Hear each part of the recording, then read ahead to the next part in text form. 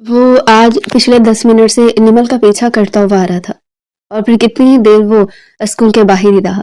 जैसे ही निमल वहां से चली गई तो वो स्कूल के अंदर दाखिल हुआ और अपने असर और रसों के जरिए उसने इस बच्चे को बुलवाकर उसका नाम पूछा तो प्रिंसिपल ने बताया शाजी फहाज। वो हैरान हुआ था और उसकी माँ का नाम निमल। उसे याद आया था कि 4 साल पहले उसने निमल को ये बच्चा गिराने का कहा था और उसने कहा था कि मैंने अबॉर्शन करवा लिया, लेकिन उसके बाद ये लड़की से नजर नहीं आई थी। क्या ये मेरा बच्चा है और इतने मामूली से स्कूल में पढ़ रहा है? ये सोचकर उसके औसान खता होने लगे। आलिशबा ने आखिरी ताहिराना निगाह खुद पर डाली थी। वो आज बहुत हसीन लग रही थी। इस काले रंग की साड़ी में उसका हुस्न क़यामत ढहा रहा था। ऊपर से नफासत से किया गया मेकअप उसके हुस्न को चार चांद लगा रहा था। उसने अपने बाल भी पुश्त पर खुले छोड़े थे। आज मुझसे खुद का दामन छुड़ा नहीं पाएगा। हमेशा वो मुझे नजरअंदाज करता है। इन 4 सालों में एक बार भी मैंने उस आदमी की आंखों में अपने लिए प्यार नहीं देखा, मगर आज मैं वो क़यामत लग रही हूँ कि वो मुझे नजरअंदाज कर ही नहीं पाएगा। मुझे यकीन है कि मैं इस पत्थर को पिघलाने में कामयाब हो जाऊंगी। परफ्यूम का स्प्रे खुद पर छिड़कते हुए खुद कलामी करते हुए बोली थी। उसे खुद पर बहुत नाज था, अपनी खूबसूरती पर बहुत गरूर था और यही गरूर उस पर सजता भी था। लाखों में एक थी वो, इतने बड़े बाप की बेटी थी, इतनी बड़ी जायदाद की वारिस थी और फिर इस हवेली की भी तो वही मालकिन थी। मगर अल्लाह ने कमी रखी थी और वो थी औलाद की कमी। शादी को 4 साल गुजर गए थे। अभी तक वो इस खुशी के लिए तरस रही थी। उसे शादी के 6 महीने बाद ही अपना इलाज करवाना शुरू कर दिया था। कितने ही डॉक्टरों से मशवरा किया, बहुत सारी दवाएं खाना शुरू कर दी, मगर फिर भी कोई अफाका नहीं हुआ। वो जानती थी कि वो मनचाही बीवी नहीं है। वह आज उसे नजरें चुराता। उसने अपनी बीवी को हक तो दे दिया, मगर वो उसे मोहब्बत नहीं दे सका। उसे अपने सीने पर रहने की इजाजत दी थी, मगर सीने के अंदर दिल में उसके लिए जगह बनाने में नाकाम रहा। न जाने वो इतना संगदिल क्यों था कि इतनी खूबसूरत बीवी भी उसे पिघलाने में नाकाम साबित हुई थी। अब 4 साल बीत चुके थे। वो दोनों कहने को एक मजबूत रिश्ते में बंधे बैठे एक दूसरे के बहुत करीब थे, मगर फिर भी दोनों के दरमियान बहुत ही ज्यादा दूरी थी। और आज मैं ये सारी दूरियां मिटा दूंगी। मुस्कुराते हुए अलिशबा सोचने लगी।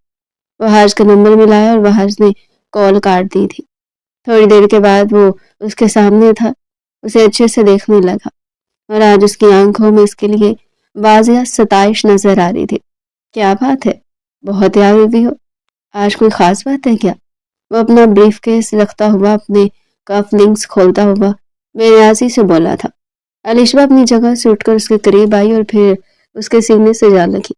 आज हमारी जिंदगी का बहुत खास दिन है। आज हमारी एनिवर्सरी है। इस खास दिन को मैं हमेशा के लिए यादगार बनाना चाहती हूँ। हमेशा ही आप मुझसे दामन छुड़ा लेते हैं, हमेशा इस दिन को सेलिब्रेट नहीं करते, मगर आज मैं आपको कहीं नहीं जाने दूंगी। वो नाज से उसके सीने के साथ लगी हुई बोल रही थी। उसके परफ्यूम की महक वह आज की सांसों के जरिए उसकी रूह में उतरती जा रही थी। उसने अलिशबा के गिर्द अपने बाजुओं का दायरा तंग कर दिया था। उसके बालों की खुशबू को महसूस करने लगा। उसे अपने साथ लगाए हुए बेड पर आकर बैठ गया था। अलिशबा का दिल खुशी से बिलियों उछलने लगा। बहुत कम इन दोनों को ऐसे खूबसूरत लम्हात मुयस्सर आते थे और इन लम्हात को हमेशा अलिशबा अपने हाथ से जाने नहीं देना चाहती थी। अपना सर उठाकर एक नाज से अपने शौहर को देखते हुए कहने लगी, मैं कैसी लग रही हूँ? ये काला रंग मुझ पे सजता है ना? मेरी दोस्तें कहती हैं कि ये रंग तो बना ही मेरे लिए है। आप बताएं इस बात में कितनी सच्चाई है? अलिशबा की बात ने वहाज के दिमाग को जोर का झटका दिया था। उसे कुछ साल पहले का वो मंजर याद आ गया था। बिल्कुल ठीक इसी तरह से किसी और ने भी उसे इसी अंदाज में तारीफ चाहिए थी। उसका भी यही कहना था कि ये ब्लैक रंग बना ही उसी के लिए है और वह आज उसकी हर बात की तायद करता था। हमेशा की तरह उसकी इस बात को भी सर तस्लीम खम कर लिया। अलिशबा ने अनजाने में उसकी दुखती रग को छेड़ दिया था। अचानक उसके चेहरे के तासुरात सपाट से हो गए थे। वह अपनी जगह से उठकर खड़ा हो गया। मैं बहुत थका हुआ हूँ, आराम करना चाहता हूँ। तुमने जो करना है ना कर लो। मैंने तुम्हें किसी चीज के लिए कभी मना नहीं किया, आज भी मना नहीं करूंगा। घर में फंक्शन करना है कर लो, अच्छा डिनर करना है जो भी तुम्हारी मर्जी हो। वो बेनियाजी से नजरें चुराते हुए बोला। تو الشبہ ایک جھٹکے سے اپنی جگہ سے کھڑی ہوگی۔ اسے یکدم ہی بہاج پر بہت غصہ آیا تھا، مگر یہ وقت جذبات سے نہیں، ہوش سے کام لینے کا تھا۔ ہمیشہ ہی بہاج اسی طرح ہی کرتا تھا، اس کے قریب آتا، دونوں کے درمیان سارے فاصلے مٹ جاتے، مگر ایک دم سے وہ اسے اتنے ہی فاصلے پر کھڑا ہو جاتا کہ الشبہ کو وہ اپنے سے میلوں کے فاصلے پر کھڑا نظر آتا۔ نہ جانے کیا تھا، یہ شخص ایک دم سے مہربان ہو جاتا اور ایک دم سے انجان بن جاتا۔ آج کی رات مجھے آپ کے ساتھ اپنی مرضی سے گزارنی ہے، اب آپ مجھے باہر ڈنر پر لے کر چلیں گے؟ میں نے آج کسی کو بھی انوائٹ نہیں کیا، نہ ہی میرا کوئی فنکشن سیلیبریٹ کرنے کا ارادہ تھا۔ میں بس یہ چاہتی تھی کہ آج ہم دونوں ایک ساتھ اس وقت کو گزاریں اور پرانی باتوں کو یاد کریں۔ وہ حال گہری سانس لے کر رہ گیا۔ اس کے لیے خود کو کمپوز رکھنا بہت مشکل تھا، خاص طور پر جب اس دشمن جان کی یاد شدت سے آتی تھی۔ اب وہ الشبہ کی طرف دیکھنے سے گریز کر رہا تھا۔ اسے ڈر تھا کہیں اس کی چوری پکڑی نہ جائے۔ اگر وہ الشبہ کو صاف انکار کر دیتا تو بابا جان بھی غصہ کرتے کہ وہ ان کی بہو کو خوش نہیں رکھتا۔ وہ بہو کم بھتیجی زیادہ تھی اور ان کی چہیتی اور لاڈلی بھی تھی۔ ٹھیک ہے، میں فریش ہو کر آتا ہوں، پھر چلیں گے، وہ بے تاثر انداز میں کہتا ہوا چلا گیا تھا۔ الشبہ نے اسی کو غنیمت سمجھا، ایک بار پھر سے آئینے میں اپنا تنقیدی جائزہ لیا تھا اور اس کے سنگ چلتے ہوئے اپنے من پسند ریسٹورنٹ میں آ گئی تھی۔ بہاج اس کے سامنے تھا، اس کے بہت قریب تھا۔ الشبہ نے بہاج کا ہاتھ اپنے ہاتھوں میں تھام رکھا تھا، اس کے قریب ہوتے ہوئے بھی وہ اس سے بہت دور تھا۔ اس کی روح جیسے کہیں اور بھٹک رہی تھی، سوچیں کسی اور جگہ پر کھوئی ہوئی تھی۔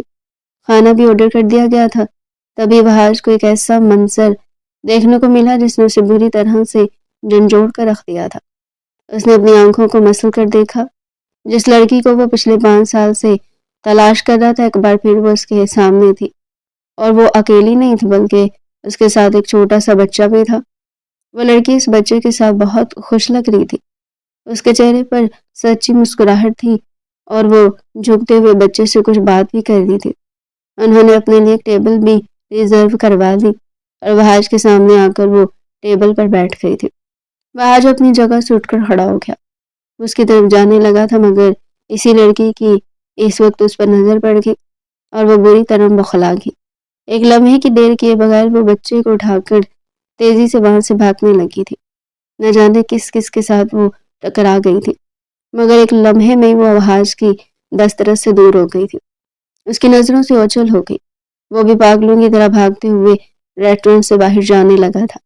الشبہ کے لیے سب غیر متوقع تھا، اس کی رخ اس لڑکی کی طرف تھی، اسے نہیں دکھا تھا کہ بہاج کس کو دیکھ کر یوں دیوانوں کی طرح بھاگنے لگا ہے۔ وہ بھی بہاج کے پیچھے آ گئی تھی۔ باہر آیا تو دور دور تک وہ لڑکی نظر نہیں آ رہی تھی، نہ جانے زمین نکل گئی یا آسمان کھا گیا تھا۔ آخر وہ اچانک سے کہاں چلے گی؟ اتنے سال وہ کہاں رہی اور وہ بچہ کس کا تھا؟ کیا ہو گیا آپ کو؟ آپ اس طرح سے اچانک سے باہر آ گئے؟ الشبہ کے بار بار متوجہ کرنے پر وہ بامشکل ہوش کی دنیا میں آیا تھا۔ میں کچھ نہیں، ایک دوست کو دیکھا تو باہر آ گیا۔ کافی عرصے کے بعد اسے دیکھا مگر اسے ملاقات نہیں ہو سکی۔ اس نے الشبہ کو ٹال دیا تھا۔ اب دونوں واپس اپنی ٹیبل پر آ گئے تھے۔ بہاج بے دلی اور بے دہانی سے کھانا کھا رہا تھا، جبکہ اب الشبہ کا موڈ بھی بری طرح آف ہو گیا تھا۔ جتنا وہ اس رشتے کو بچانے کی کوشش کرتی تھی، جتنا اپنے شوہر کے قریب ہونے کی کوشش کرتی، وہ اتنا ہی اس سے دور ہوتا جا رہا تھا۔ نہ جانے کیا چیز ہے یہ شخص، کب اس کا دل پگھلے گا تو اب اس کے دل میں اپنی محبت پیدا کرنے میں کامیاب ہو سکوں گی۔ دوسری طرف بہاج بھی اسی لڑکی کے بارے میں سوچ رہا تھا۔ اسے اتنی تو امید ہو گئی تھی کہ وہ اسی شہر میں ہی ہے، اس کے قریب ہی ہے اور اب اسے آسانی سے تلاش کر سکتا ہے، اور اس کا یہ خیال غلط ثابت نہیں ہوا تھا۔ ملک ہاؤس میں 2 بھائی رہتے تھے، بڑے بھائی اجمل اور چھوٹے کا نام اسلم تھا۔ اجمل صاحب کا ایک ہی بیٹا تھا وہاج، جبکہ اسلم کی 2 بیٹیاں تھیں۔ بڑی بیٹی کا نام مریم اور چھوٹی کا نام الشبہ تھا۔ وہ لوگ گاؤں کے بہت بڑے جاگیردار تھے، ان کی زمینیں دور دور تک پھیلی ہوئی تھی۔ اس خاندان میں رشتے اپنی حویلی میں اپنے خاندان میں کرنے کا رواج تھا۔ لڑکیوں کی شادی خاندان سے باہر کرنے کو بغیرتی تصور کیا جاتا تھا، جبکہ لڑکے بھی اپنے خاندان کی لڑکیوں کو چھوڑ کر باہر شادی کرنا دور کی بات، ایسا سوچنا بھی گناہ سمجھتے تھے۔ حویلی کا ماحول اتنا آزاد نہیں تھا تو اتنا دم گھٹ جانے والا بھی نہیں تھا۔ حویلی کی لڑکیوں اور لڑکوں کو مناسب حد تک تعلیم حاصل کرنے کی اجازت تھی۔ الشبا اور مریم نے بھی قریبی شہر کے کالج سے گریجویشن کیا تھا۔ انہیں آگے پڑھنے کی خواہش تھی مگر انہیں یونیورسٹی جانے کی اجازت نہیں ملی اور وہ گھر بیٹھ کر ہی اپنی تعلیم مکمل کرنے لگی، جبکہ وحاش نے قریبی شہر کی یونیورسٹی میں ایڈمیشن لے لیا تھا۔ جس دن اس کا گاؤں میں آخری دن تھا، وہ شہر ہاسٹل جا رہا تھا، تب اس کے بابا نے اسے اپنے پاس بٹھا کر ایک بار پھر سے خاندانی روایات کو ذہن نشین کروانے کی کوشش کی تھی۔ دیکھو بیٹا، تم شہر جا رہے ہو جہاں تم اکیلے رہو گے، یونیورسٹی میں پڑھو گے۔ میں جانتا ہوں کہ یونیورسٹی میں مخلوط نظام تعلیم ہوتا ہے، لڑکیوں لڑکے آزادانہ تعلیم حاصل کرتے ہیں، آزادانہ میل جول ہوتا ہے، وہاں پر کسی قسم کی کوئی روک ٹوک نہیں ہوتی۔ مگر بیٹا، تم صرف اپنی تعلیم پر ہی توجہ دینا، ادھر کی سرگرمیوں پر غور کرنے کی ضرورت نہیں ہے۔ اور ہاں، ایک بات یاد رکھنا، تمہاری شادی الشبا کے ساتھ ہوگی، صرف اور صرف الشبا کے ساتھ، کسی لڑکی کی طرف مائل ہونے کی ضرورت نہیں ہے اور نہ ہی کسی کے ساتھ وقت گزارنے کی ضرورت ہے۔ ہم نے تمہاری تربیت ایسی نہیں کی، گناہ اور ثواب کے بارے میں تمہیں اچھے سے بچپن سے سمجھا رہے ہیں۔ مجھے یقین ہے کہ تم بہت سمجھدار ہو، تم سمجھانے کی ضرورت نہیں ہے۔ وہ آج ان کی سبھی باتوں کو سمجھ رہا تھا۔ وہ ویسے بھی اپنے کام سے کام رکھنے والا لڑکا تھا۔ آج تک کسی لڑکی کے ساتھ بات کرنا دور کی بات ہے، کسی کی طرف اس نے آنکھ اٹھا کر بھی نہیں دیکھا تھا۔ الشبا اس کے ساتھ بچپن سے ہی منسوب تھی۔ اس نے الشبا کے ساتھ بھی کبھی غیر ضروری بات نہیں کی تھی۔ وہ لڑکیوں سے دور رہنے والا لڑکا تھا۔ جب وہ یونیورسٹی میں آیا تو پہلے دن اس کا ٹکراؤ نمل کے ساتھ ہوا تھا۔ وہ ڈری سہمی بڑی سی چادر میں خود کو چھپائے ہوئے ہرنی جیسی معصوم لگ رہی تھی، جو کسی جنگل سے انسانوں کی بھیڑ میں آ کر کھو گئی ہو۔ وہ بہت ڈری ہوئی لگ رہی تھی، شاید اس کے ساتھ کسی نے پرینک کیا تھا۔ جب وحاش کے ساتھ ٹکرائی تو اس کی آنکھوں میں آنسو تھے، وہ بری طرح سے کانپ رہی تھی۔ وحاش نے کبھی کسی لڑکی کو اس طرح خوفزدہ حالت میں نہیں دیکھا تھا۔ کیا ہو گیا آپ کو؟ سب ٹھیک ہے؟ نمل نے اپنے پیچھے اشارہ کیا تو وہاں پر کچھ لڑکے تھے جو اسے دیکھ کر ہنس رہے تھے اور اس کی طرف اشارہ کر رہے تھے۔ ان لڑکوں نے مجھے تنگ کیا، مجھ پر آوازیں کسی۔ میں آج پہلی بار اس یونیورسٹی میں آئی ہوں، پہلی بار گھر سے باہر نکلی ہوں، میں نہیں جانتی کہ ان لوگوں سے کیسے نپٹوں۔ وحاش نے لڑکی کی طاق میں ان لوگوں کو دیکھا تو اس کے ماتھے پر بل پڑ گئے تھے۔ وہ چاہتا تو ایک پل میں ہی ان کو سیدھا کر کے رکھ سکتا تھا، مگر پہلے ہی دن وہ یونیورسٹی میں کوئی ہنگامہ کرنے کے حق میں نہیں تھا۔ آپ کا ڈپارٹمنٹ کون سا ہے؟ اور یہ آپ کا فرسٹ سیمسٹر ہے؟ خوش قسمتی سے نمل اسی کے ڈپارٹمنٹ کی تھی اور اسی کے سیمسٹر میں تھی۔ ان دونوں کے سبجیکٹ کلاس سے سب کچھ سیم تھا۔ وہ آج اسے اپنے ساتھ کلاس روم میں لے گیا تھا۔ یہ ان دونوں کی ملاقات کا پہلا دن تھا۔ اس کے بعد نمل کو جیسے اسے چپک کر رہ گئی تھی۔ وہ آج بھی اسے اپنے ساتھ ساتھ ہی رکھتا تھا۔ وہ جان گیا تھا کہ یہ لڑکی قدرے بے وقوف بھی ہے اور ڈرپوک بھی، یہ کسی مشکل میں نہ پڑ جائے۔ نہ جانے کیوں وہ آج کس لڑکی سے ہمدردی ہونے لگی تھی۔ جب وہ اپنی بڑی بڑی کالی آنکھوں میں آنسو لے کر وحاش کی طرف دیکھتی تو وحاش کا دل گھبرانے لگتا تھا۔ چھٹی کے ٹائم وحاش اسے گھر چھوڑنے کے لیے آیا تھا۔ اس کا شکریہ ادا کرتے ہوئے وہ گھر چلی گئی اور پھر ان دونوں کی دوستی پروان چڑھنے لگی تھی۔ اس میں زیادہ ہاتھ نمل کا تھا۔ وہ ذرا ذرا سی بات کے لیے اس پر ڈیپینڈ کرنے لگی تھی۔ ذرا سا مسئلہ ہوتا تو وحاش کے پاس بھاگی ہوئی آتی تھی۔ وحاش کو بھی جیسے اس کی عادت سی پڑ گئی تھی۔ اب اسے بابا نے ایک چھوٹا سا فلیٹ بھی شہر میں لے کر دے دیا تھا، گاڑی بھی لے کر دی تھی۔ اب وہ اپنی مرضی سے آزادی سے اپنے فلیٹ میں آتا جاتا تھا، نہ کسی قسم کی روک ٹوک تھی، نہ ہی کوئی پوچھنے والا تھا۔ بابا خود بھی شہر بہت کم آتے تھے اور اب جب سے ان پر فالج کا حملہ ہوا تھا تب سے تو وہ حویلی کے ہو کر رہ گئے تھے۔ جب کبھی ڈاکٹر کے ساتھ ان کی اپائنٹمنٹ ہوتی تو وہ ہر خود ہی انہیں لے کر آتا، جبکہ اس کے چچا تو صرف زمینوں کے ہی ہو کر رہ گئے تھے۔ شاید وہ زندگی میں ایک بار ہی اپنے گاؤں سے باہر نکلے تھے۔ شہر میں جو بھی کام ہوتا وہ حاج سر انجام دیا کرتا تھا۔ نمل اپنی بڑی ماں کے ساتھ اکیلی رہتی تھی۔ نمل کے ابو کا اس کے بچپن میں ہی انتقال ہو گیا تھا، جبکہ اس کی ماں ایک سرکاری اسکول میں ٹیچر تھی اور اب وہ ریٹائر ہو چکی تھی۔ ان کی پینشن سے گھر کا سارا نظام چل رہا تھا۔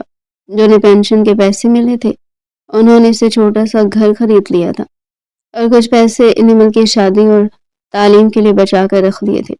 انہیں اپنی ضرورتوں کو پورا کرنے کے لیے کسی کے سامنے ہاتھ پھیلانے کی ضرورت نہیں تھی۔ اس بات پر وہ خدا کا شکر ادا کرتے ہوئے نہیں تھکتے تھے۔ نمل بھی چھوٹے موٹے ٹیوشن پڑھا کر اپنی تعلیم کا خرچہ اور اپنی ساری ضروریات خود ہی پوری کر لیتی تھی۔ اسے بھی ماں پر زیادہ بوجھ ڈالنا اچھا نہیں لگتا تھا۔ سب کچھ روٹین کے مطابق ہی تھا۔ جب ایک دن آدھی رات کو وحاش کو نمل کی کال آئی تھی۔ آدھی رات کو اس لڑکی نے نہ جانے کیوں کال کی ہے۔ خدا سب خیر کرے۔ موبائل آن کر کے کان کے ساتھ لگائے تو نمل کی روتی ہوئی آواز اس کے کانوں سے ٹکرائی تھی۔ پتہ نہیں امی کو کیا ہو گیا، جلدی سے آ جاؤ، مجھے بہت ڈر لگ رہا ہے، میں اکیلی ہوں، میرا دل گھبرا رہا ہے۔ ایک لمحے کی دیر کیے بغیر وحاش اپنے بستر سے اٹھ کر کھڑا ہو گیا تھا۔ 10 منٹ کے اندر وہ اس کے سامنے تھا۔ کیا ہو گیا تمہاری امی کو؟ کیا زیادہ طبیعت خراب ہے ان کی؟ اور تم اتنا رو کیوں رہی ہو؟ دیکھو سب ٹھیک ہو جائے گا، رونے سے کچھ نہیں ہوتا، کبھی بھی مسئلے رونے سے حل نہیں ہوتے، دعا کرو اللہ سب ٹھیک کر دے گا۔ اپنی ماما کو باہر لے کر آؤ، میں انہیں ہسپتال لے کر چلتا ہوں، تم اندر آؤ، امی کو اٹھانے میں میری مدد کرو، میں انہیں لے کر نہیں آ سکتی۔ وہ گہرا سانس لے کر رہ گیا۔ گاڑی کو لاک کر کے وہ اس کے ساتھ گھر آیا تھا، اور پھر جب اس کی امی کو دیکھا تو ایک لمحے میں ہی وہ جان گیا تھا۔ اس نے نمل کا ہاتھ پکڑا اور اسے کمرے سے باہر لے کر آیا، اسے پانی پلایا اور پھر اسے بتایا کہ تمہاری امی کی موت ہو گئی ہے، اب وہ نہیں رہی۔ یہ سن کر نمل دھاڑے مار مار کر رونے لگی تھی۔ بہت مشکل سے وحاش نے اسے سنبھالا تھا، اسے حوصلہ دیا، اس کا ساتھ دیا۔ نمل بالکل کسی چھوٹی بچی کی طرح ڈری سہمی اس سے لپٹی روئے جا رہی تھی۔ اس وقت جب ان دونوں کے درمیان تنہائی تھی، رات کا اندھیرا تھا اور نمل اس کے بالکل قریب اس کے سینے سے لگی تھی، کوئی ان دونوں کو روکنے والا نہیں تھا۔ ایسے میں بھی وحاش نے اپنے خاندانی اور عزت دار مرد ہونے کا ثبوت دیا۔ اس نے ایسی کوئی گری ہوئی حرکت نہیں کی جسے وہ اپنی ہی نظروں میں گر رہا تھا۔ صبح ہوتے ہی اس نے نمل سے کہہ کر اس کے سبھی رشتہ داروں کو اطلاع کر دی تھی، اور پھر کفن دفن اور تدفین کے سارے انتظامات وحاش نے کیے تھے۔ نمل کی بہت ساری دوستیں بھی گھر آ چکی تھی، انہیں بھی نمل پر ٹوٹنے والی قیامت کے بارے میں پتہ چل گیا تھا۔ رشتہ دار بھی ایک ایک کر کے اپنے گھر چلے گئے تھے۔ نمل اب بالکل اکیلی رہ گئی۔ وہ وحاش کا ہاتھ پکڑ کر اسے اپنے پاس سے رکنے پر مجبور کرنے لگی۔ یہیں رک جاؤ، میں اکیلے گھر میں نہیں رہ سکتی، مجھے بہت ڈر لگ رہا ہے، خدا کے لیے مجھے اکیلا چھوڑ کر مت جاؤ۔ اس کے بہت اصرار کرنے پر وحاش رکنے پر تیار ہو گیا تھا، گو کہ وہ دونوں علیحدہ علیحدہ کمرے میں جا کر سو گئے تھے۔ مگر نمل کے اس بات پر اطمینان تھا کہ وہ گھر میں اکیلی نہیں ہے، کوئی ہے جو اس کے ساتھ ہے۔ مگر یہ رات اس گھر میں رکنا وحاش کو مہنگا پڑ گیا تھا۔ اگلے دن محلے کے لوگوں نے دروازے کو زور زور سے کھٹکھٹانا شروع کر دیا تھا۔ نمل گھبرائے ہوئے دروازے پر گئی، دروازہ کھولا تو محلے کے لوگ دندناتے ہوئے گھر میں آ گئے۔ اس گھر میں کیا بے حیائی چل رہی ہے؟ ماں کے مرتی تم نے بغیرتی شروع کر دی، ہمارے محلے کو گندا کر دیا، اب تم اکیلی، تمہیں پوچھنے والا کوئی نہیں، تو یہ مت سمجھو کہ ہم بھی آنکھیں بند کر لیں گے۔ کون ہے وہ لڑکا جس کے ساتھ پوری رات تم یہاں پر رنگولیاں مناتی رہی ہو؟ محلے والے کی باتیں سن کر نمل کی آنکھیں پھٹی کی پھٹی رہ گئی تھی۔ وہ بے یقینی نظروں سے اپنے پیچھے کھڑے وحاش کو دیکھنے لگی، جو شور کی آوازیں سن کر باہر آ گیا تھا، اور محلے والوں کی باتیں سن کر اس کا دماغ گھوم گیا تھا۔ کیا بکواس کر رہے ہیں آپ لوگ؟ ایسے کیسے آپ کسی پر بھی الزام لگا سکتے ہیں؟ ہم دونوں کا آپس میں ایسا کوئی تعلق نہیں ہے، اور آپ لوگ اپنی زبان سنبھال کر بات کریں۔ مگر بات بڑھتی گئی تھی، شور کی آواز سے دور تک پھیلتی تھی، باہر دور دور تک لوگ کھڑے نظر آ رہے تھے۔ وحاش کے ان لوگوں کی پرواہ نہیں تھی، وہ چاہتا تو ایک لمحے میں یہاں سے نکل کر جا سکتا تھا، وہ ان لوگوں کو جواب دینے کا پابند نہیں تھا۔ مگر نمل کو دیکھ کر اس کے قدم رک گئے تھے، وہ سست پڑ گیا۔ نمل کے آنسو ہمیشہ اس کا دل پگھلا دیا کرتے تھے۔ وہ نمل کے پاس گیا، اس کے سر پر ہاتھ رکھ کر کہنے لگا، نمل فکر مت کرو، ان لوگوں کی باتوں کو دل پر مت لو، یہ سب لوگ تو یوں ہی ہانک رہے ہیں، ان لوگوں کو حقیقت کا علم نہیں ہے، بے بنیاد الزامات لگا رہے ہیں، تم ان کی پرواہ مت کرو، اپنے کمرے میں جاؤ، میں لوگوں سے نمٹ لوں گا۔ مگر بات بڑھتے بڑھتے پولیس اسٹیشن تک جا پہنچی تھی۔ وحاش نے اپنے اثر و رسوخ کا استعمال کر کے پولیس کو گھر میں آنے سے روک دیا تھا۔ وحاش کو ڈر صرف اس بات کا تھا کہیں یہ بات سوشل میڈیا تک نہ پہنچ جائے، اگر ان لوگوں نے میڈیا والوں کو بلا لیا تو وہاج کے ساتھ ساتھ نمل کا بھی تماشا لگ جائے گا۔ وہاج کو تب اپنی پرواہ نہیں تھی، اسے گھر والے اچھے سے جانتے تھے، وہ اپنے گھر والوں کو کال کر سکتا تھا۔ مگر نمل اگر اس کا سب کی نظروں میں تماشا لگ جاتا تب کیا ہوتا؟ اس کی زندگی برباد ہو جاتی، کوئی اس سے شادی نہ کرتا، وہ معصوم سی لڑکی تو پہلی اکیلی رہ گئی تھی اور مزید تنہا ہو جاتی۔ وہاج نے ان لوگوں کی طرف دیکھ کر دو ٹوک انداز میں کہا کہ آپ لوگ اب کیا چاہتے ہیں؟ کب یہ تماشا ختم کریں گے؟ محلے والے کہنے لگے اگر تم بے گناہ ہو تو اپنی بے گناہی اور شرافت کا ثبوت ہو، جس لڑکی کو تم نے بدنام کیا اور اس کو عزت دو، اس کے ساتھ نکاح کر لو، ورنہ ہم تمہیں کہیں منہ دکھانے کے قابل نہیں چھوڑیں گے۔ اور پھر آنن فانن سب ہو گیا تھا۔ ماں کے مرنے کے اگلے دن نمل نے وہاج کے ساتھ نکاح کر لیا۔ وہ پھٹی پھٹی آنکھوں سے وہاج کی طرف دیکھے جا رہی تھی، اسے یقین ہی نہیں آ رہا تھا کہ زندگی ایک دم سے اتنی تبدیل کیسے ہو گئی تھی۔ کل تک جو آدمی صرف اس کا دوست تھا، اس کا خیر خواہ تھا، آج وہ اس کا شوہر بن گیا تھا۔ وہ آنسو پونچھتے ہوئے وہاج کے ساتھ اس کے فلیٹ میں آ گئی تھی۔ نکاح کے بندھن میں بندھتے ان دونوں کے دل کے جذبات بھی ایک دوسرے کے لیے تبدیل ہو گئے تھے۔ دونوں ایک دوسرے کو بے پناہ چاہنے لگے تھے، ایک دوسرے سے بہت ہی زیادہ محبت کرنے لگے تھے۔ یونیورسٹی میں بھی ان دونوں کے تعلق کا سب کو علم ہو چکا تھا، سب نے ان دونوں کو نئے رشتے میں بندھنے کی مبارکباد بھی دی تھی۔ نمل اپنی خوش قسمتی پر رشک کر رہی تھی کہ اسے اتنا اچھا، اتنا محبت کرنے والا شوہر ملا۔ نکاح کو 6 مہینے ہو چکے تھے جب نمل نے وہاں سے کہا کہ وہ اپنے گھر والوں سے اس کی بات کروائے، اسے حویلی لے کر جائے، اور نمل کی آواز سن کر وہاج جیسے ہوش کی دنیا میں واپس آیا تھا۔ اسے یاد آیا کہ وہ کس فیملی سے تعلق رکھتا ہے، اس کا رشتہ تو الشبا کے ساتھ ہو چکا ہے، اور شادی بھی ڈگری مکمل ہونے کے بعد الشبا سے ہو جائے گی۔ یہ وہاج نے کیا کر دیا؟ اب وہ نمل کے بارے میں اپنے گھر والوں سے کیا کہے گا؟ کیا بتائے گا انہیں؟ کیا وہ لوگ اس کی مجبوری کو مان لیں گے، اس پر یقین کر لیں گے؟ یا اللہ، میں یہ کس مشکل میں پھنس گیا ہوں۔ اس نے نمل کو صاف ٹال دیا تھا، دیکھو نمل، ابھی یہ سب ممکن نہیں ہے، ابھی میں اپنے گھر والوں کے اس بارے میں کچھ بھی نہیں بتا سکتا، تو میری بات کو سمجھو، میں ابھی اس پوزیشن میں نہیں ہوں۔ ویسے بھی نکاح جن حالات میں ہوا ہے، جس طرح اچانک سے ہم دونوں کو یہ سب کرنا پڑا، وہ سب میرے ماں باپ نہیں سمجھیں گے۔ جب تک میری ڈگری مکمل نہیں ہو جاتی، میں اپنے پیروں پر کھڑا نہیں ہو جاتا، تب تک میں اپنے گھر والوں کے یہ سب کچھ نہیں بتا سکتا۔ نمل نے بھی اپنی ڈگری مکمل کی تھی، وہاج کے مشورے پر ہی اس نے اپنا گھر بیچ کر سارے پیسے اپنے اکاؤنٹ میں ٹرانسفر کر لیے تھے۔ کچھ اس کی ماں کی بھی جمع پونجی بینک اکاؤنٹ میں تھی، جو سبھی پیسے اس کے پاس محفوظ تھے۔ اس کی ساری ضروریات اور اخراجات وہاج خود بنا کہے اٹھا رہا تھا، اس کی ہر فرمائش کو پورا کرتا، ہر بات کو منہ سے نکلنے سے پہلے وہ مکمل کیا کرتا تھا۔ سب کچھ اچھے سے چل رہا تھا، دونوں کی ڈگری بھی مکمل ہو گئی تھی، جب ایک بار پھر سے نمل نے وہاج سے ضد شروع کر دی تھی۔ دیکھو وہاج، اب میں چاہتی ہوں کہ تم اپنے گھر والوں اور خاندان والوں کو میرے بارے میں بتا دو، کیونکہ اب میں ایک نئی زندگی کو دنیا میں لانے والی ہوں۔ یہ سن کر تمہارے گھر والے بہت خوش ہوں گے۔ اولاد کی خوشی کی بات ہی ایسی ہوتی ہے کہ سنگ دل سے سنگ دل انسان بھی موم بن جاتا ہے۔ وہاج نے چونک کر نمل کی طرف دیکھا تھا، جس کے چہرے پر رنگ پھیلے ہوئے تھے، وہ بہت ہی زیادہ خوبصورت لگ رہی تھی۔ اس کے چہرے پر پھیلے ہوئے رنگوں کو دیکھ کر وہاج سکتے میں آ کر رہ گیا تھا۔ کیا مطلب ہے نمل؟ کیا کہنا چاہتی ہو؟ وہاج میں آج ڈاکٹر کے پاس گئی تھی، پچھلے کتنے دنوں سے میری طبیعت خراب تھی، ڈاکٹر نے مجھے بتایا کہ میں ماں بننے والی ہوں۔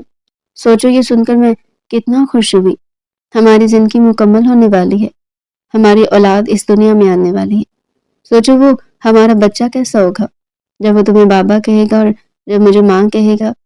یہ احساس کتنا انوکھا، کتنا خوبصورت ہوگا نا۔ وہاج میں اس لمحے کا ابھی سے شدت سے انتظار کر رہی ہوں۔ جتنا نمل یہ سب سن کر پرجوش تھی، اپنے بچے کے لیے خوش تھی، اسے لگا تھا کہ وہاج بھی ایسے کرے گا، مگر وہاج نے اسے بری طرح جھنجھوڑ کر رکھ دیا تھا۔ وہ تو سن کر ہی خوفزدہ ہو گیا تھا۔ دیکھو اس بچے سے جان چھڑوا لو ابھی، اور اسی وقت ہسپتال جاؤ اور ابورشن کروا لو۔ میں ابھی اس بچے کو دنیا میں نہیں لانا چاہتا، میں اس جھنجھٹ میں نہیں پڑنا چاہتا۔ نمل کی آنکھیں پھٹی کی پھٹی رہ گئی تھی، وہ بالکل بھیگ گئی تھی۔ وہاج، تم ایسا کیسے کر سکتے ہو؟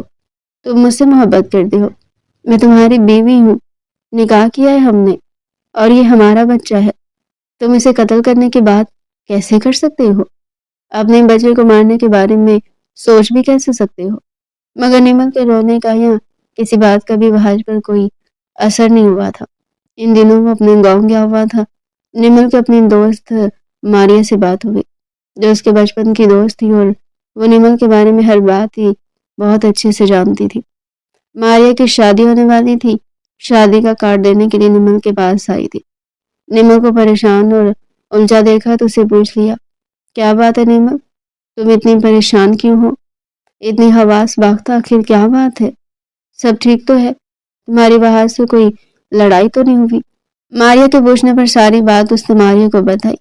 ماریا بھی حیران و پریشان تھی۔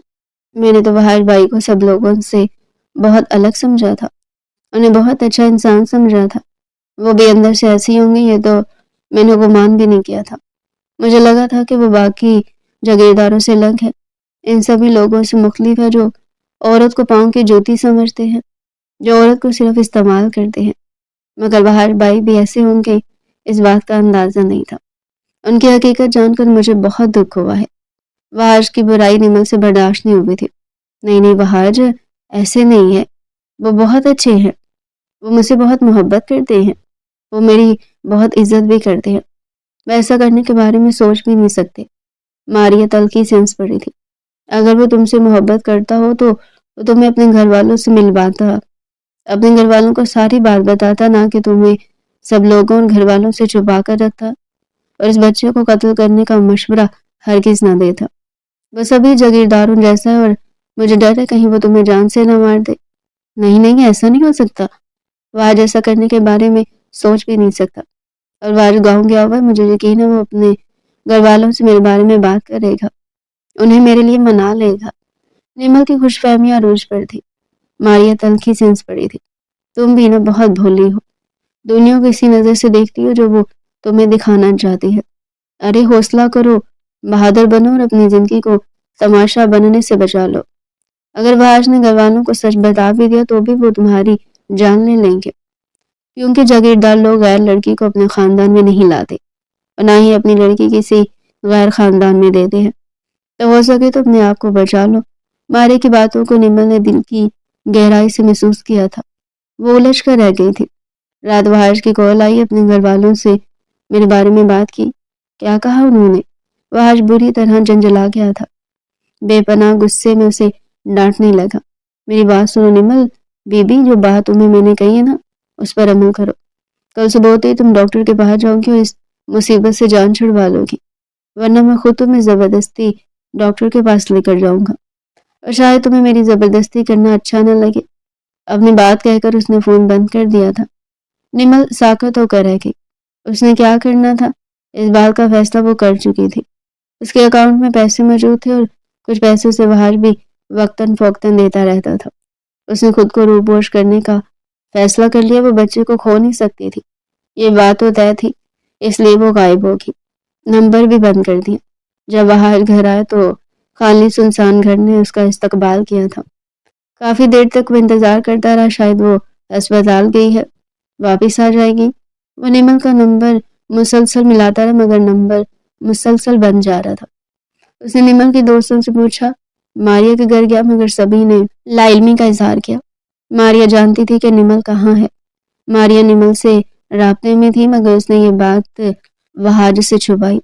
کتنے دنوں تک وحاج نمل کو پاگلوں کی طرح ڈھونڈتا رہا۔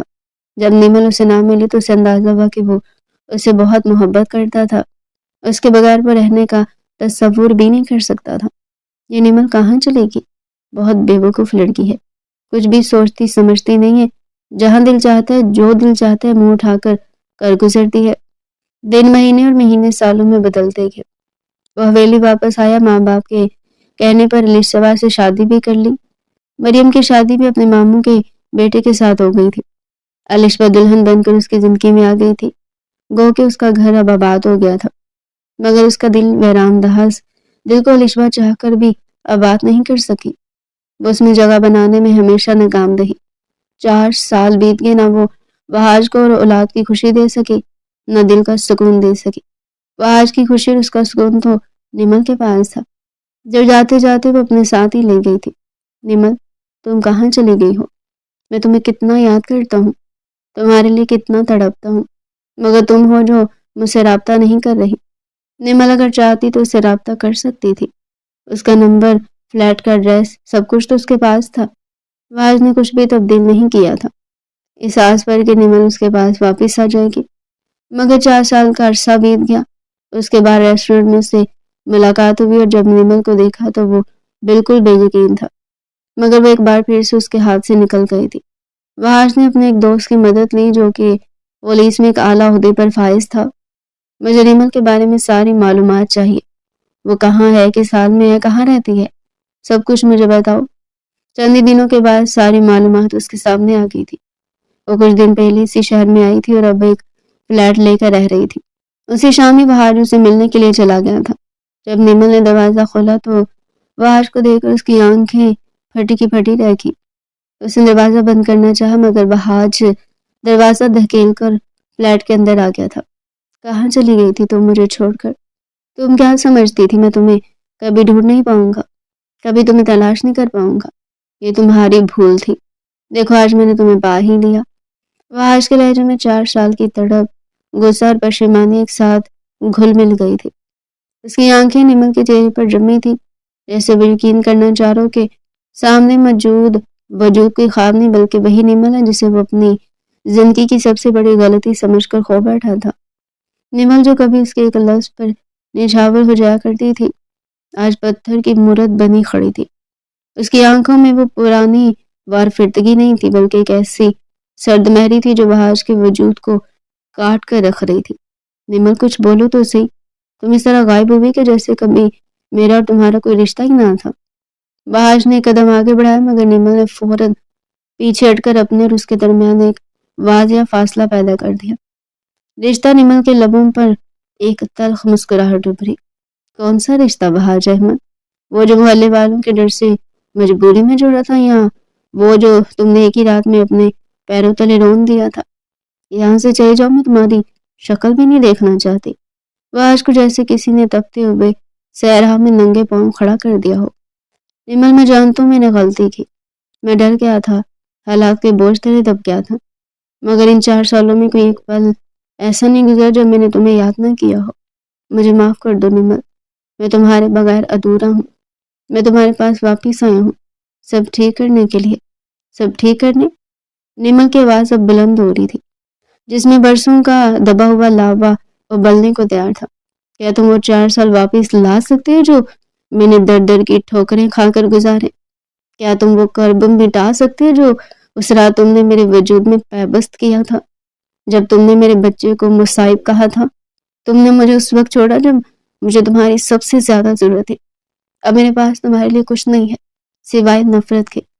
تم یہاں سے ابھی اور اسی وقت چلے جاؤ، اس سے پہلے کہ میں شور میں جا کر سب کو اکٹھا کر لوں۔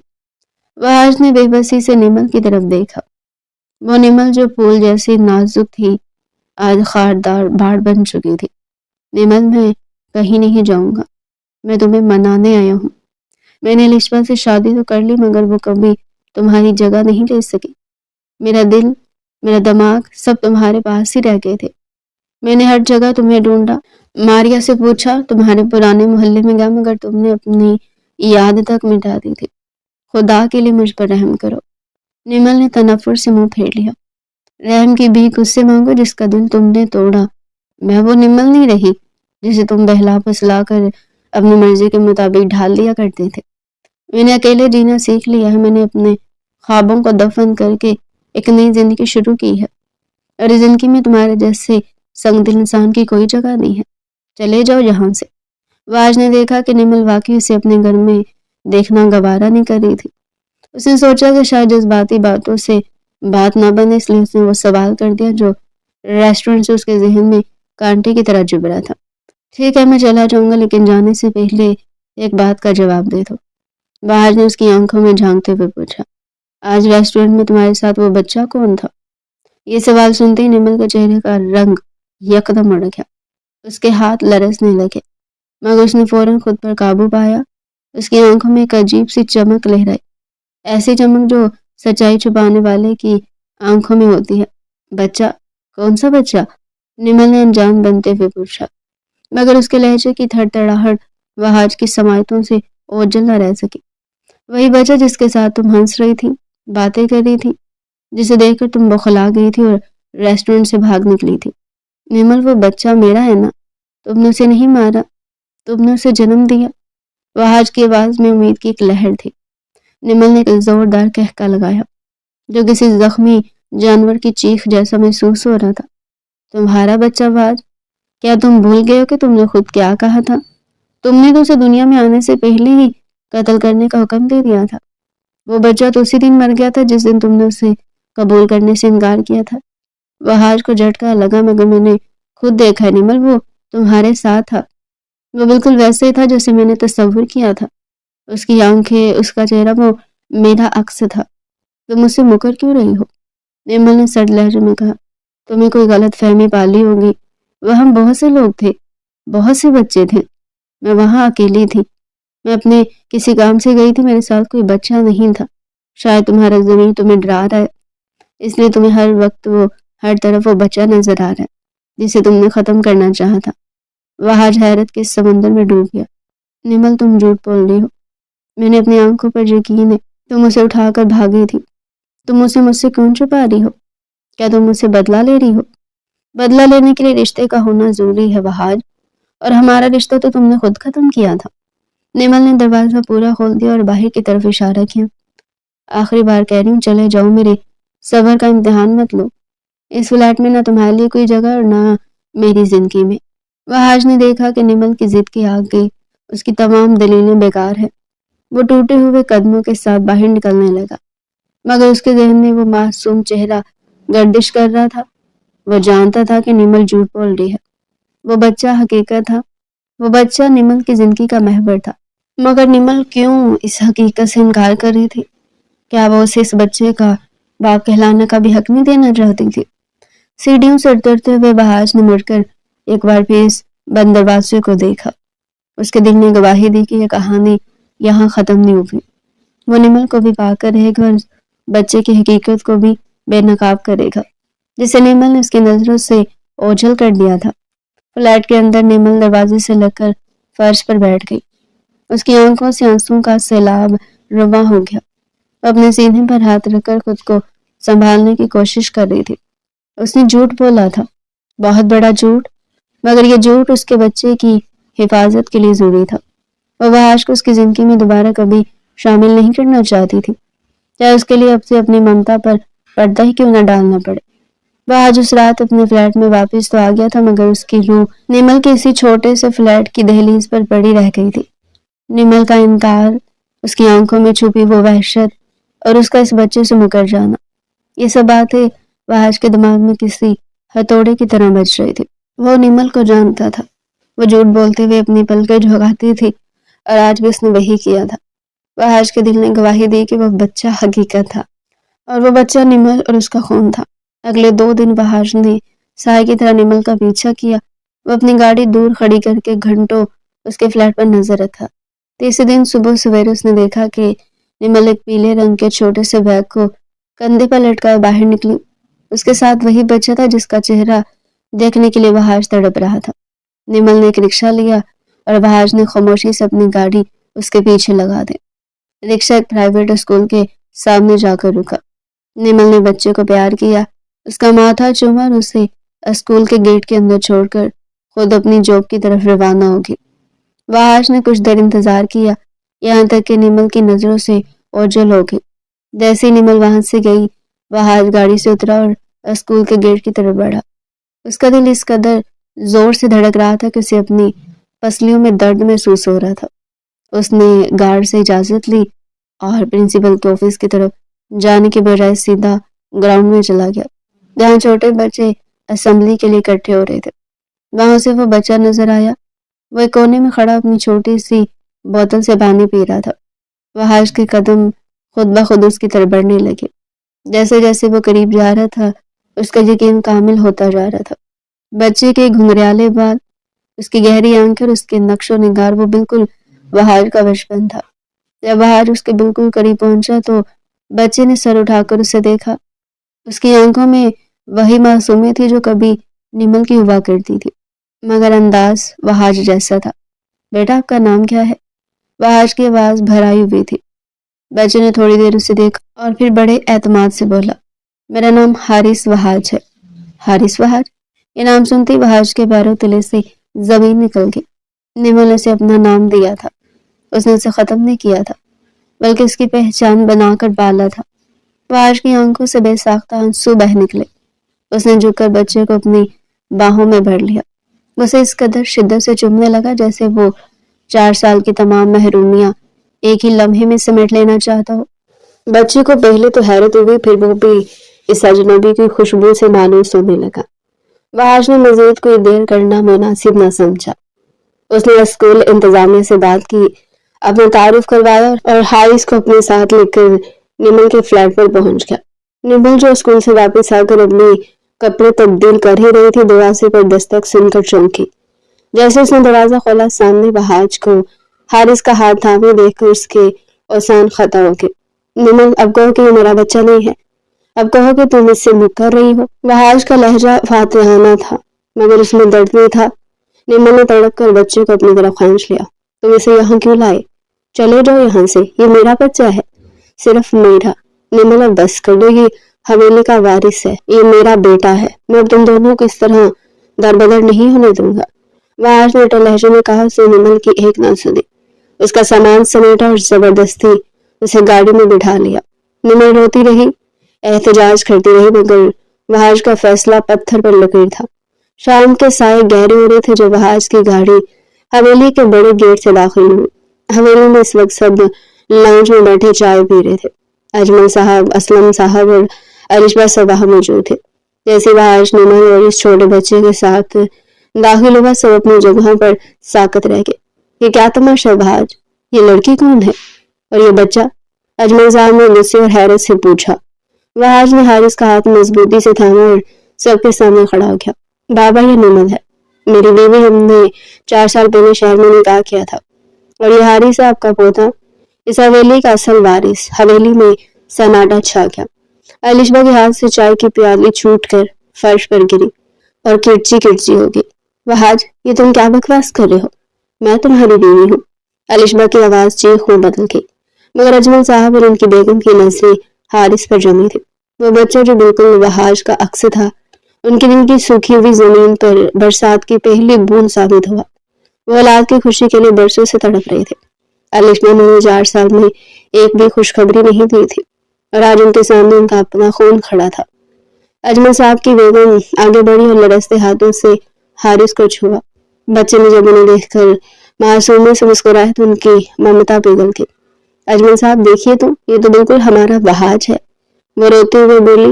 اجمل صاحب کا غصہ بھی پوتے کی ایک جھلک دیکھ کر ہوا ہو گیا۔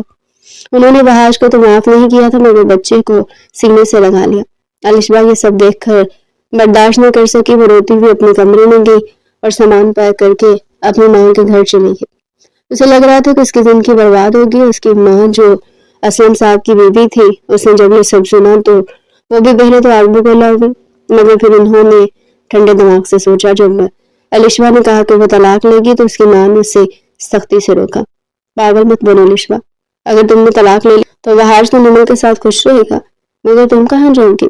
تم نہ اسے اولاد دے سکی اور نہ ہی وہ سکون جو ایک مرد کو چاہیے ہوتا ہے۔ نمل نے اسے وارث دیا، اس لیے اب حویلی میں اس کا مقام تم سے اونچا ہو گیا ہے۔ اگر تم عقل مندی سے کام لوگی تو کم از کم اس گھر کی بڑی بہو بن کر تو رہ سکو گی، ورنہ ساری زندگی اسی حویلی کے کونے میں بیٹھی آنسو بہاتی رہو گی۔ ماں کی باتوں نے علیشبہ کو حقیقت کا آئینہ دکھا دیا۔ اسے احساس ہوا کہ وحاج کو وہ کبھی نہیں جیت سکی تھی، کیونکہ اس کے پاس وہ کمی تھی جو نمل نے پوری کرتی تھی۔ 1 ہفتے بعد علیشبہ خود واپس حویلی آ گئی۔ اسے اپنے غرور کو دفن کیا اور نمل کو وحاج کی دوسری بیوی کے طور پر قبول کر لیا۔ نمل جو خود بہت نرم دل تھی، اس نے بھی علیشبہ کو عزت دی اور اسے کبھی یہ احساس نہیں دلایا کہ وہ اس سے بہتر ہے۔ وقت گزرتا گیا اور حویلی کی رونقیں لوٹ آئی۔ 1 سال کے بعد اللہ نے نمل کو دوبارہ صاحب اولاد کیا۔ اس بار اللہ نے اسے 2 جڑواں بیٹوں سے نوازا۔ پوری حویلی میں جشن کا سما تھا۔ علیشبہ جو اب بدل چکی تھی، ان بچوں کو دیکھ کر خوش بھی تھی اور اداس بھی۔ ایک دن نمل علیشبہ کے کمرے میں آئی، اس کی گود میں ایک چھوٹا بچہ تھا۔ اس نے وہ بچہ الشبا کی گود میں رکھ لیا۔ یہ کیا کر رہی ہو نیمل؟ الشبا نے حیرت سے پوچھا۔ نیمل نے مسکرا کر کہا، الشبا یہ بچہ آج سے تمہارا ہے، تم اس کی ماں ہو۔ اللہ نے مجھے 2 بیٹے دیے، میں چاہتی ہوں کہ ایک ہی پرورش تم کرو۔ حویلی کی خوشیاں ہم دونوں کی سانجھی ہیں۔ الشبا کی آنکھوں سے تشکر کے آنسو بہہ نکلے۔ اس نے بچے کو سینے سے لگا لیا۔ اس دن حویلی کی وہ دوری ہمیشہ کے لیے ختم ہوگی جو برسوں پہلے ایک غلط فہمی اور ڈر کی وجہ سے پیدا ہوئی تھی۔ وحاج، نیمل اور الشبا اب ایک ایسی ڈور میں بن چکے تھے جس کی بنیاد قربانی اور محبت پر تھی۔ حویلی اب صرف پتھروں کا ڈھیر نہیں تھی بلکہ قہقہوں اور خوشیوں کا مسکن بن چکی تھی۔ حویلی کے کشادے ذہن میں رات کی خنکی اور چاندنی ایک ساتھ اتر آئے تھے۔ فضا میں رات کی رانی کی مہک بسی تھی اور دور کہیں سے بچوں کے معصوم قہقہوں کی آوازیں آ رہی تھی۔ وہ آج حویلی کی بالکنی میں کھڑا نیچے صحن کا منظر دیکھ رہا تھا جہاں نیمل اور الشبا ایک ساتھ بیٹھی بچوں کے کپڑے درست کر رہی تھی۔ وہ منظر کسی معجزے سے کم نہیں تھا۔ ایک وقت وہ تھا جو وحاج کو لگتا تھا کہ اس کی زندگی ایک بنجر صحرا بن چکی ہے، اور آج اس کے آنگن میں بہار کے اتنے رنگ تھے کہ وہ خود حیران رہ جاتا تھا۔ وہ خاموشی سے سیڑھیاں اتر کر صحن میں آیا۔ اسے دیکھتے نیمل اور الشبا دونوں کے چہروں پر ایک فطری سی مسکراہٹ پھیل تھی۔ وہ آج ان دونوں کے درمیان کرسی کھینچ کر بیٹھ گیا۔ کچھ دیر تک خاموشی رہی، مگر یہ خاموشی بوجھل نہیں بلکہ پرسکون تھی۔ نیمل، الشبا، وحاج نے گہرا سانس لیتے ہوئے بات کا آغاز کیا۔ آج میں آپ دونوں کا شکریہ ادا کرنا چاہتا ہوں۔ شاید آج سے پہلے مجھے کبھی وہ الفاظ نہیں ملے جو میرے دل کی کیفیت بیان کر سکے۔ نیمل نے اپنی بڑی بڑی آنکھوں سے اسے دیکھا۔ جب الشبا کے ہاتھ میں پکڑی سوئی وہی رک گئی۔ وحاج نے نیمل کی طرف دیکھ کر کہا، نیمل، تمہارا شکریہ کہ تم نے میرے گناہوں اور میری کمزوریوں کو معاف کر دیا۔ تم نے اس وقت میرا انتظار کیا جب میں خود کو بھی بھول چکا تھا۔ تم نے مجھے حارث جیسا بیٹا دیا اور اس حویلی کو وہ وارث عطا کیا جس کی امید سب چھوڑ چکے تھے۔ تمہارے صبر نے آج مجھے اس مقام پر کھڑا کیا کہ میں فخر سے سر اٹھا سکتا ہوں۔ نیمل کی آنکھوں میں نمی تیرنے لگی۔ اس نے بس اتنا کہا، وحاج، وہ سب ہماری آزمائش تھی اور اللہ نے ہمیں اس میں سرخرو کر دیا۔ پھر وحاج الشبا کی طرف مڑا جس کی گود میں نیمل کا دیا ہوا چھوٹا بیٹا سکون کی نیند سو رہا تھا۔ اور الشبا، تمہارا شکریہ ادا کرنا تو سب سے مشکل کام ہے۔ تم نے جس طرح اپنی انا اور اپنے دکھ کو پسے پشت ڈال کر نیمل اور اس کے بچوں کو بنایا، اس نے تمہارا قد میری نظروں میں بہت بلند کر دیا ہے۔ تم نے نیمل کے بچوں کو اپنی ممتا دے کر اس گھر کو ٹوٹنے سے بچا لیا۔ اگر تم ضد پر اڑی رہتی تو آج یہ حویلی اتنی پرسکون نہ ہوتی۔ الشبا نے بچے کے سر پر ہاتھ پھیرتے ہوئے دھیمے لہجے میں کہا، آج ممتا صرف جنم دینے کا نام نہیں ہوتا، پالنے کا نام بھی ہوتا ہے۔ نیمل نے مجھے مکمل کیا اور اس بچے نے مجھے وہ جینے کا مقصد دیا جو شاید مجھے کبھی نہ ملتا۔ اب اس حویلی میں نہ کوئی دوری ہے نہ کوئی ملال۔ وحاج نے محسوس کیا کہ اس کے دل سے برسوں کا بوجھ اتر گیا ہے۔ اس نے ان دونوں کے ہاتھوں پر اپنے ہاتھ رکھے جب ایک خاندان کی صورت میں متحد تھے۔ اس رات وحاج کو احساس ہوا کہ خوشی کسی ایک انسان کی جیت میں نہیں بلکہ سب کو ساتھ لے کر چلنے اور ایک دوسرے کی کمیوں کو محبت سے بڑھنے میں ہے۔ حویلی کے 2 دیوار گواہ تھے کہ نفرتیں ختم ہو چکی تھی اور وہاں صرف محبت کی حکمرانی تھی۔ تو ڈیئر پیارے ناظرین، یہ تھا آج کا ہمارا انٹرسٹنگ سا ناول۔ مزید اگر آپ ایسے ہی ناول ہمارے چینل پر ڈیلی سننا چاہتے ہیں تو چینل کو سبسکرائب کریں، ویڈیو کو لائک کریں اور کمنٹ سیکشن میں اپنی رائے لازمی دیں۔